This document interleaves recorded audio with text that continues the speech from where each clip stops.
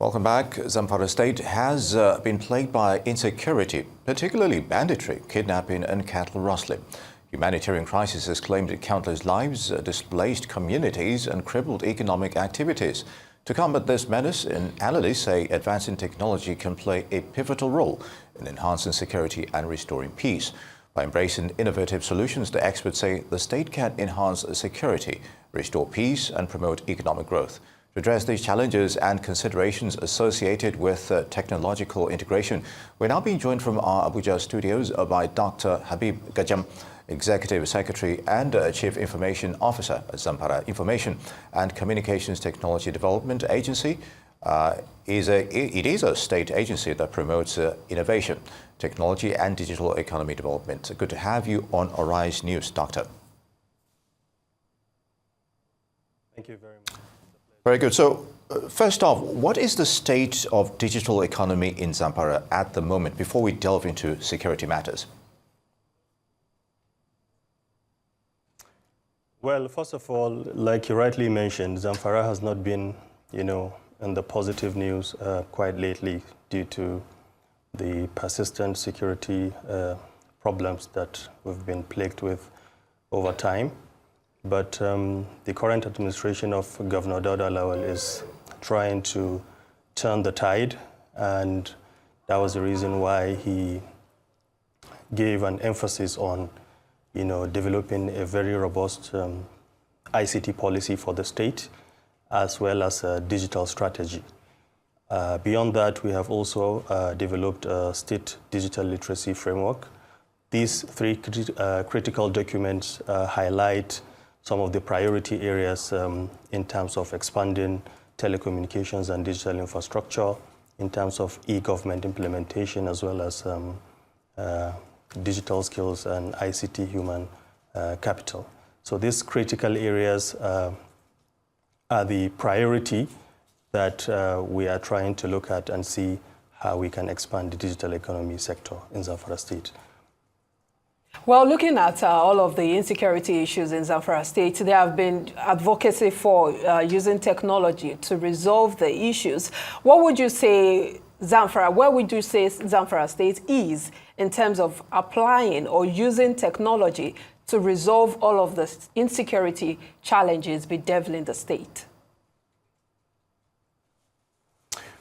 Well, for those who are following events in Zamfara State, His Excellency, the Executive Governor, a couple of months ago in the United States declared that one way of solving this problem and one way of doing that very quickly is the deployment of technology such as artificial intelligence.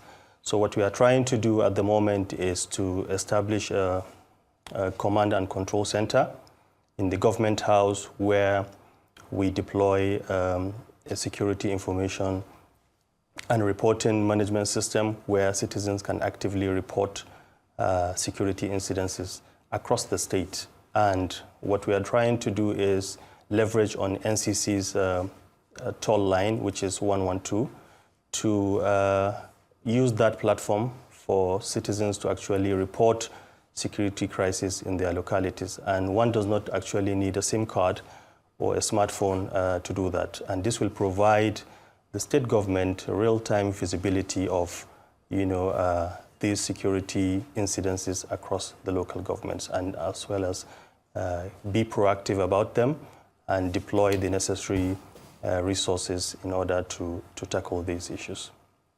Very good, Doctor. If we could talk a little bit about the necessary resources with specifics. When it comes to banditry, you find a scenario whereby, those involved in it are usually in the forested areas and even within populated areas as well. But let's talk about the use of drones against banditry. We're talking about physical technology.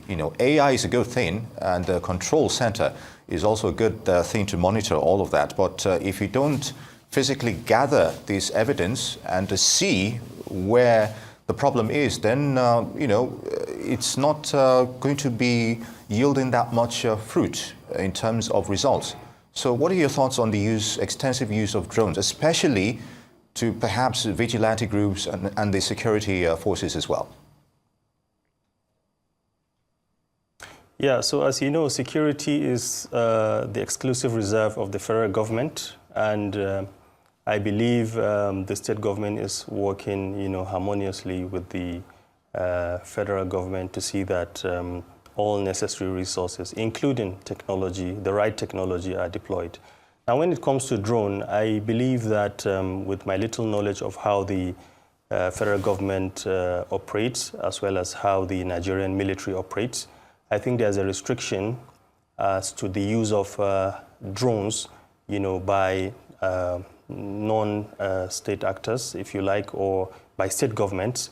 I believe even during the administration of Malam Nasir El-Rufai, there was such an attempt to deploy drone technology in combating some of these security crises in Kaduna State. Up till now, I don't think one has to go through certain clearance processes from the National Security Advisor to the top military commands to make sure that they deploy drones. But the point is, we are starting from the scratch, and one way to do that is to make sure that we have a platform where citizens can actually report such incidences and we aggregate them in real time, because without data, you will not even know where to begin with. And that is the reason why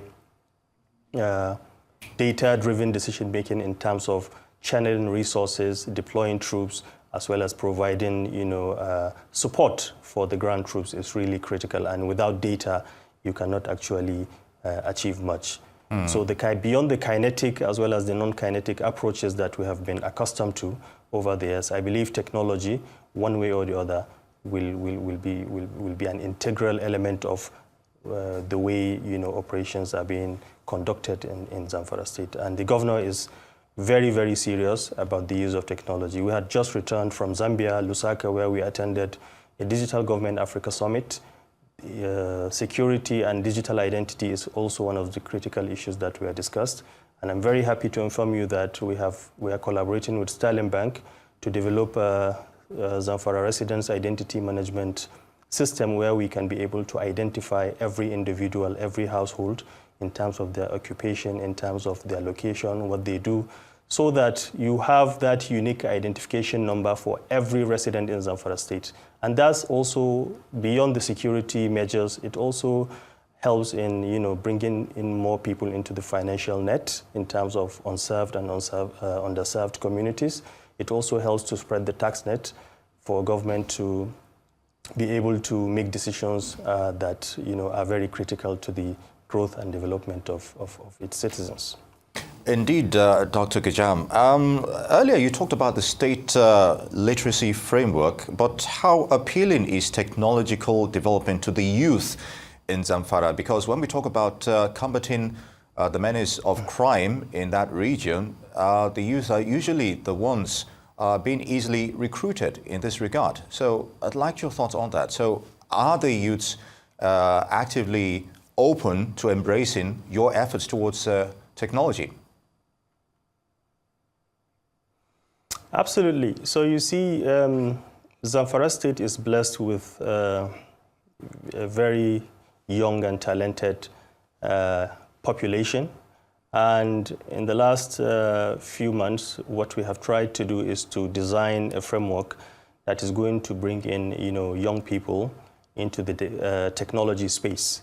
And that is the reason why we developed the State Digital Literacy Framework that aims to, number one, train our civil servants about the rudiments of digital literacy, because we are trying to implement also an e-government platform. We are trying to reduce the use of papers and files, and all of those things that actually pose serious bureaucratic bottlenecks for the smooth running of affairs in the state. Now, beyond the civil service, we are also looking at how we can bring in the youth to train them, in different emerging new technologies like artificial intelligence, machine learning technologies, AI, robotics, and the likes of that. And we are also working in collaboration with the UNDP to make sure that we have that training pool and provide, the necessary human resources that will catapult the state, into the next phase of development, and technology is the right way to go. One of the things that we did was to also remove right-of-way charges for telecom companies to facilitate investments in fiber infrastructure across the state. And that actually attracted us an incentive from the Nigerian Communications Commission to connect about 7 or 8 public institutions, which include the Government House, the State Secretariat, the State Assembly, the Specialist Hospital, the School of Nursing, and there's also a GSM village where you have very young, talented people doing one form of business or the other in the technology space. So we are very conscious of the fact that without connectivity, the digital economy that we are talking about will remain a mirage. And thirdly, in terms of the e-government implementation, we are trying to deploy several software platforms, technology platforms that will help ease the process of governance in the state. And we have just visited Galaxy Backbone with His Excellency a couple of days ago, and we are partnering with them to see how we can, host, some of our data in their Tier 3 data center here in Abuja, and also collaboration in terms of cybersecurity and data management. Mm-hmm. Partnership is really important, and the private sector is key because government alone cannot do all of these things that we aim to do. And we are also collaborating because, coming back to the security question, some of the problems we are having is lack of GSM coverage in some of the rural areas. And we are partnering with telecoms technology company Tidacom to expand on the network coverage using the long-range antenna system technology and riding on the existing infrastructure of MNOs to make sure that we bring network coverage to a lot of unserved and underserved communities. Beyond that, we are also collaborating with the American Tower Corporation Foundation to establish a digital community in one of the local governments, which is Kauranamo, the local government. And that is just the pilot phase of the program. Once we look at the impact, that is going to be replicated across all the other local governments. We're also collaborating with government institutions. NIGECOMSAT, for example, is going to provide us the backbone infrastructure for deployment of a healthcare information management system across all our medical facilities. I'm sure you are very aware that the state governor declared a state of emergency in healthcare, and one of the focus areas is to have a unified platform that centralizes all patient medical records across all medical facilities, so that if you move to local government A from B or B to C, your medical records can easily be accessed and then the necessary treatment can be provided.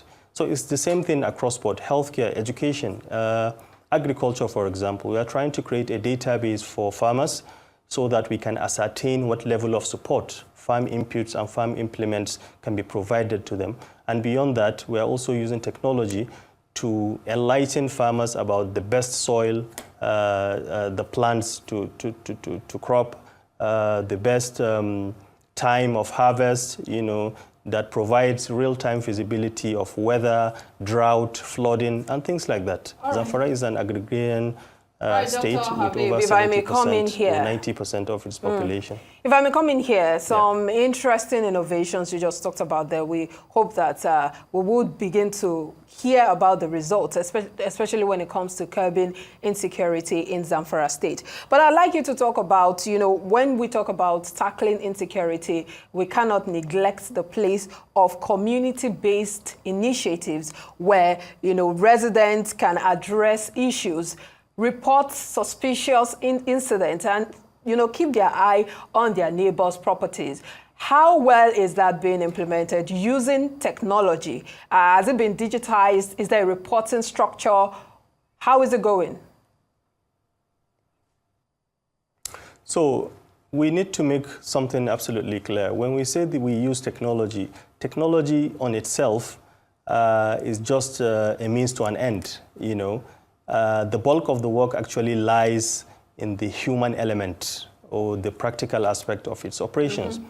And like you rightly mentioned, intelligence is really important, and that is why the state governor established the Community Protection Guards, which is a local vigilante group that supports, the conventional security architecture.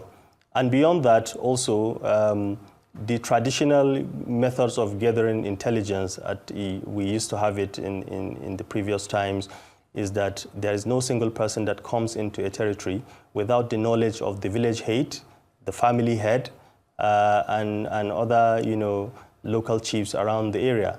And unless we revert back to that system, even if we use technology, I don't think it's going to make much impact. And that is the reason why the platform that I have mentioned earlier about the Command and Control Center, we have that consideration where, normal citizens can actually report suspicious behavior. Crises do not have to happen before they are reported. Even, strangers that come into villages and hamlets can actually, that look suspicious, can actually be tracked and reported. And that is where the citizens' identity management system is critical. Because if you have the identification number of every resident in Zamfara state, I think it will make the job of both the security forces as well as the government, it will make their jobs very much easier in tackling these problems. Oh, well, thank you so much for sharing your thoughts with us on this issue of insecurity in Zamfara state. Thank you for your time, Dr. Habib Gajam.